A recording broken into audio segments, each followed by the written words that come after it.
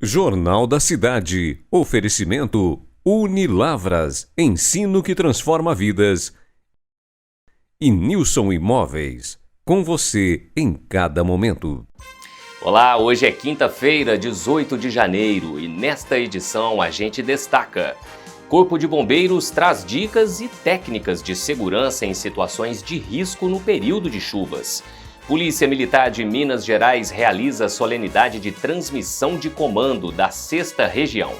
Tem também o nosso giro esportivo com Rafael Mendonça, além da previsão do tempo para esta sexta-feira.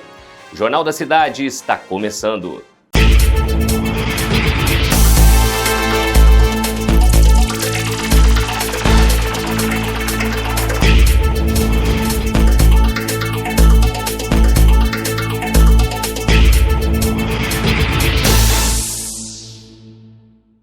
Nós abrimos esta edição trazendo algumas dicas e instruções de como se proceder em situações de risco por conta das fortes chuvas neste início de ano. O Corpo de Bombeiros trabalha cada vez mais com prevenção ao invés da execução. É lógico que se tiver qualquer problema, por favor, ligue o 93, porque nós estamos prontos a ajudar, mas a gente tenta investir cada vez mais na prevenção.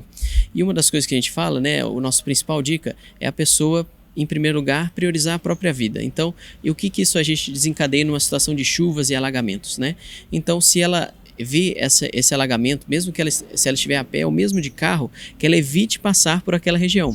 Então, cerca de 20 centímetros de chuva talvez já seja suficiente até para entrar no escapamento e ter uma possível parada de um carro. Então, 20 centímetros de nível de água, às vezes já é suficiente para isso. Então, o ideal seria o quê? Você desviar dos lugares onde tem alagamento, Buscar já saber de antemão na sua cidade quais são os locais onde tem alagamento e já ter de antemão qual vai ser a rota alternativa que eu vou fazer quando eu tiver que passar por aqui. Ou então, melhor ainda, se você conseguir evitar de passar por ali, para caso às vezes você vai estar preso no engarrafamento e ali a chuva começa, você não tem muito como sair, então o ideal seria ainda você evitar de passar por ali. Se você está dentro do seu veículo, e começa a chover e vem uma inundação muito forte que chega a começar a entrar água dentro do veículo, você pode sim ir para cima do veículo se você tiver ou não tiver uma condição de segurança de você conseguir sair, ir para um outro estabelecimento, ir para uma outra edificação. Então, o ideal seria o quê? Você não vai para o lugar onde está com alagamento, certo? Você não vai, você já sabe a forma de evitar. Você está lá, Você permanece dentro do veículo, se você não consegue sair nem de um lado nem para o outro. E aí eu já dou mais uma dica, de como transitar nesse local se você não consegue, para você sair de lá, usar a primeira marcha, e velocidade constante. Isso te ajuda a sair de lá se você estiver dentro do carro. Você está lá dentro do carro, não consegue mais andar com o veículo e está entrando água dentro da cabine onde você fica.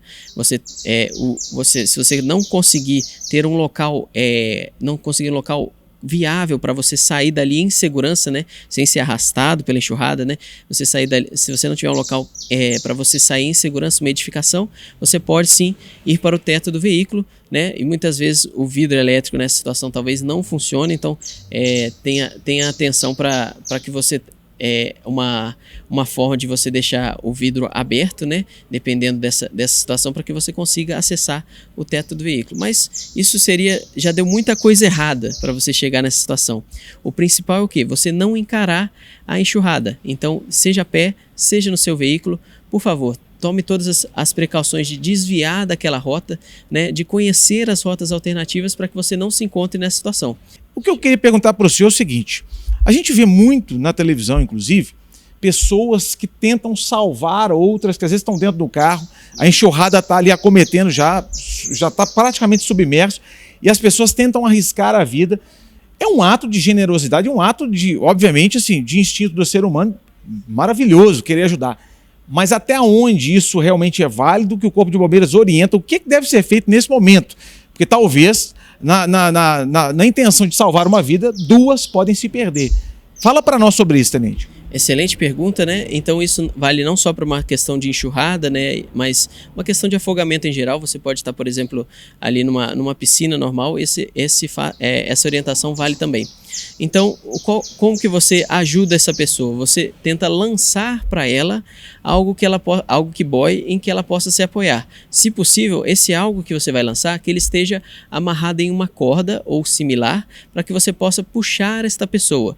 Você jamais vai, sem treinamento, tentar salvar essa pessoa com o seu próprio corpo, né?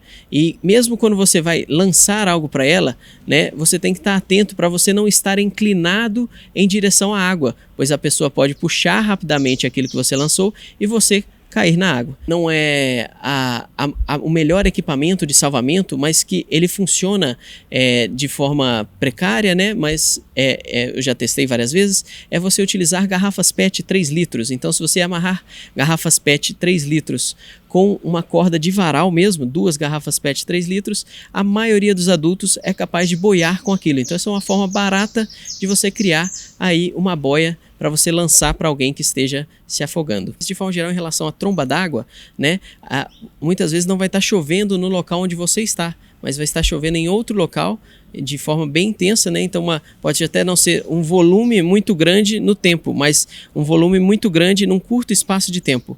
Então as águas, né, daquele rio, né, por exemplo, que abastece a cachoeira, podem encher de forma rápida e isso chegar rapidamente ao local onde você está se banhando, embaixo de uma cachoeira, por exemplo, né? E que não tem muito escape, né? Porque às vezes ele desce numa grota, para sair dali vai ser muito difícil. Exato. Então a primeira providência de preventiva que você falou, olhar a previsão do tempo. A segunda seria justamente você ficar atento aos sinais, porque muitas vezes, apesar de ser rápido, né, esse encher do rio, ele acontece às vezes durante 1 minuto, 1 minuto e meio mais ou menos. Então, se você percebe que isso está acontecendo, né, não só saia do local, como avise as pessoas que estão no local, olha, o nível das águas estão subindo, vamos sair daqui. Acho que dois pontos bem importantes são a pessoa não consumir bebida alcoólica antes de nadar, né, e ter sempre uma segurança, né, na hora de nadar. Então, muitas vezes a pessoa ela se sente segura no sentido de saber nadar, consome bebida alcoólica e comete 2 erros, vai sozinha nadar, sem ninguém saber, e ainda consome a bebida alcoólica e ali ela vem no afogamento. Essa situação é muito mais comum do que se imagina, né? E a outra situação que infelizmente é comum também são crianças, né, que às vezes os pais podem perder o olho nela 2 segundos e a criança some. Infelizmente, essa é uma das situações mais tristes para nós do Corpo de Bombeiros. Então, por isso a gente tem que alertar, né? Mesmo que a criança saiba nadar, né? Mesmo que ali seja relativamente raso, os pais têm que estar sempre de olho no que essa criança está fazendo para a gente evitar uma tragédia. A Polícia Militar de Minas Gerais realizou nesta quarta-feira, no Salão de Convenções da Universidade Federal de Lavras, a solenidade de transmissão e assunção de comando conjunta das unidades de execução operacional da 6ª Região de Polícia Militar, sendo presidida pelo comandante da 6ª Região, Coronel Juliano Santana Silva. No 8º Batalhão de Polícia Militar, aqui em Lavras, o Tenente-Coronel Rodolfo César Fernandes passou o comando para o Tenente-Coronel Rodrigo de Fátima Afonso. Já no 24º Batalhão de Polícia de Varginha, o Tenente-Coronel Rodrigo de Fátima Afonso passou o comando para a Tenente-Coronel Bianca Grossi Campos Pinto. Na 16ª Companhia de Polícia Militar Independente, com sede em Três Corações, o Tenente-Coronel Júlio César Divino Júnior passou o comando para o Tenente-Coronel Flávio José da Costa. E tá na hora do nosso Giro do Esporte, com ele, Rafael Mendonça.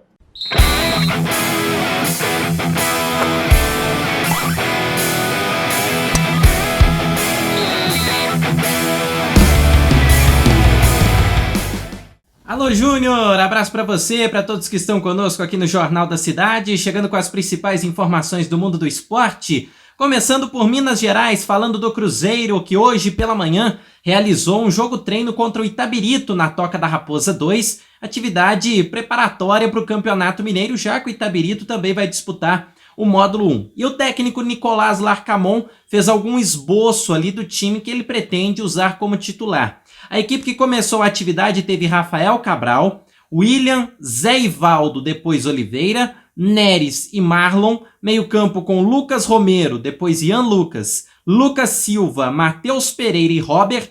O ataque teve Juan de Neno e Papagaio. A equipe que finalizou a atividade teve Anderson, Wesley Gasolina, Oliveira, depois Juan Santos, João Marcelo e Palácios, Fernando Henrique, Henrique Rodrigues e Japa, João Pedro, Arthur Gomes e Rafa Silva. Lembrando que ele ainda não tem o time completo, alguns jogadores estão no departamento médico. O Cruzeiro venceu por 2-1, os gols da equipe celeste marcados por Dineno, recém-contratado, e Arthur Gomes. Brian marcou o gol do Itabirito. Esse, portanto, o balanço final do único teste que o Cruzeiro fez até então, antes do início do estadual. Falando do Atlético, o Galo segue monitorando a situação do atacante Luiz Henrique, que jogou no Botafogo, pertence ao Olympique de Marselha, e os franceses estariam interessados em cerca de 32 milhões de reais na contratação do jogador. O Galo avalia a investida, talvez abaixando um pouco mais esse preço e pagando de forma parcelada, assim como foi com Gustavo Scarpa, para que não acabe todo o orçamento para transferências deste ano, que é estipulado em 40 milhões de reais. Só para finalizar, ontem começaram os campeonatos estaduais, alguns pelo Brasil, com destaque para o Campeonato Carioca. O Flamengo, jogando em Manaus, venceu o Audax por 4-0, gols de Léo Pereira, Pedro, Everton, Cebolinha e Varela. O Botafogo venceu o Madureira por 1-0, gol do Jefinho, que voltou para o time da Estrela Solitária nesse ano de 2024. E hoje teremos mais 2 jogos. Às 7h30, Vasco e Boa Vista. E às 9h30 da noite, Volta Redonda e Fluminense. Outros estaduais que começaram, Pernambucano, o Sport perdeu por 4-2 para o Retrô. O Paranaense também começou, assim como o Goiano, hoje com 2 jogos. Goiás e Goiânia, Morrinhos e Atlético Goianiense. Essas as principais informações do mundo do esporte nesta quinta-feira. Eu volto com você, Júnior Murad. Valeu, Rafa. Bom, e agora a previsão do tempo para amanhã.